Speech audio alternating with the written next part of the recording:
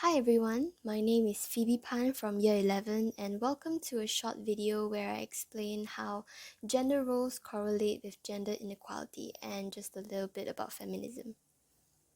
Now, we live in a world where gender is a huge part of who we are, and because of gender, we will always be put in a box and are expected to behave, dress, and do basically anything based on it. Some of us consciously try to stray away from this very mindset, but how we were brought up may add a little resistance to that.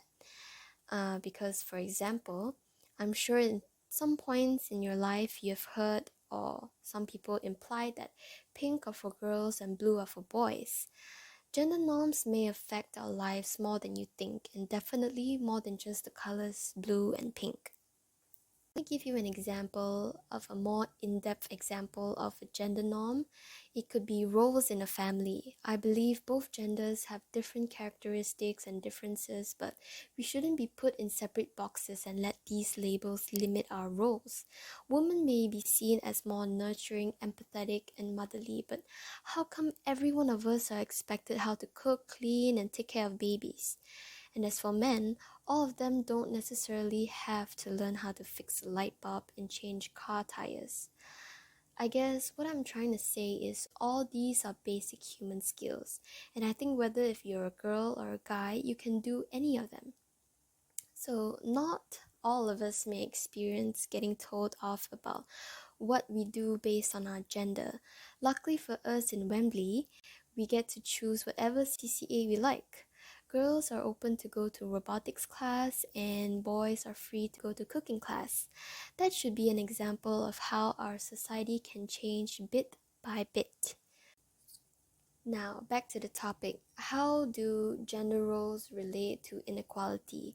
Because of gender norms, most of the time existing as a woman could get in a way of getting jobs that people think only men could do, like let's say a police sergeant, firefighter, a high-ranking politician, or even an engineer.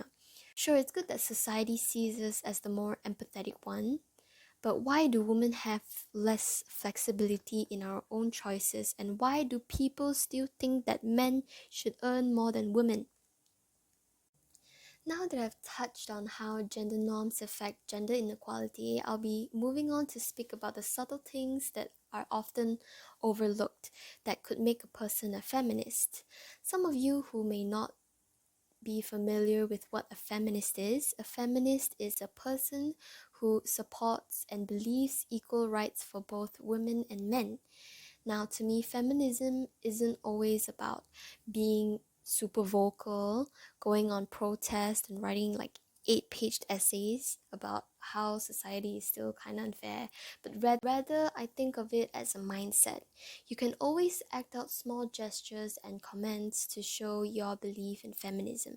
Moving on to the downsides of being a feminism, there are a lot of misconceptions and stigma around being a feminist, and oftentimes are mixed up with the term misandry, which is a concept involving prejudice and hatred towards men. And to be extra clear here, misandry is completely different from what feminism is, since some TV shows may portray feminists as aggressive men haters. Now, being a feminist does not mean being what you think a gentleman does. I'm not saying that all gentlemen aren't feminists, but the gestures they do aren't likely motives from a feminist's point of view. Men opening doors for ladies and pulling out the chair on the first date may be very polite and flattering. But I hope it isn't misunderstood that that is what a feminist is.